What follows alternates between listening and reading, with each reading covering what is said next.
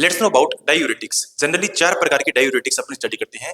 Loop diuretic, osmotic diuretic, thiazide diuretic और potassium sparing diuretic. Loop diuretic जिनके example है furosemide या फिर लासिक्स। ऑस्मोटिक डायूरेटिक के एग्जांपल है मेनिटोल। थियाजाइड डायूरेटिक का एग्जांपल है क्लोरथियाजाइड और पोटेशियम स्पेयरिंग डायूरेटिक का एग्जांपल है स्पाइरोनोलेक्टोन। बात करें इनके मैकेनिज्म ऑफ एक्शन की, तो ये जो तीनों डायूरेटिक है, लूप डायूरेटिक, ऑस्मोटिक डायूरेटिक और थियाजाइड डायूरेटिक, ये क्या करती है? ये वाटर को एक्सक्रीशन करती है, सोडियम को एक्सक्रीशन करती है और पोटेशियम को भी एक्सक्रीशन करने का काम करती है। जबकि जो फोर्थ वन पोटेशियम स्पेयरिंग या फिर स्पाइरोनोलेक्टोन जो डायूरेटिक है, ये क्या करती है? ये सोडियम और वाटर को एक्सक्रीशन करवाने का काम करती है, बट पोटेशियम को स्पेयर करके रखती है, स्टोर करके रखती है, ब्लड में बढ़ाने का काम करती है। अब अपन जानते हैं इंडिकेशंस की, कौन कौन सी कंडीशंस में डायूरेटिक्स यूज में ली जाती है। तो हाइपरवोलेमिया यानी कि ओवर हाइड्रेशन की कंडीशन हो, जब भी बॉडी के अंदर फ्लूइड का लेवल एक्सेसिव अमाउंट में बढ़ जाए तो उस कंडीशन में डायूरेटिक्स यूज में ली जाती है। हाइपरटेंशन को ट्रीट करने के लिए, हार्ट फेलियर की कंडीशन में, हाइपरनेट्रीमिया और हाइपरकेलेमिया की कंडीशन में भी डायूरेटिक्स यूज में ली जाती है। देखिए डायूरेटिक क्या कर रही है? सोडियम और पोटेशियम दोनों को एक्सक्रीट करवाने का काम कर रही है। वहीं बात करें अपन कॉन्ट्रा इंडिकेशंस की, तो कुछ कंडीशंस लाइक हाइपोवोलेमिया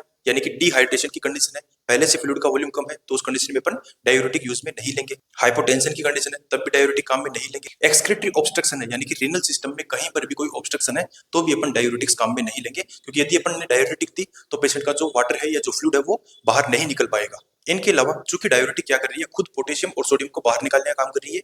यदि पहले से पोटेशियम और सोडियम का लेवल कम है तो उस कंडीशन में भी अपन डायूरेटिक काम में नहीं लेंगे, यानी कि हाइपोनेट्रीमिया और हाइपोकेलेमिया की कंडीशन में भी डायूरेटिक्स काम में नहीं लेंगे। यहाँ पर पोटेशियम स्पेयरिंग जो डायूरेटिक है ये एक्सेप्शन है। इस डायूरेटिक को अपन हाइपोकेलेमिया में यूज कर सकते हैं, क्योंकि ये क्या करती है? हाइपोकेलेमिया में पोटेशियम लेवल बढ़ाने का काम करती है।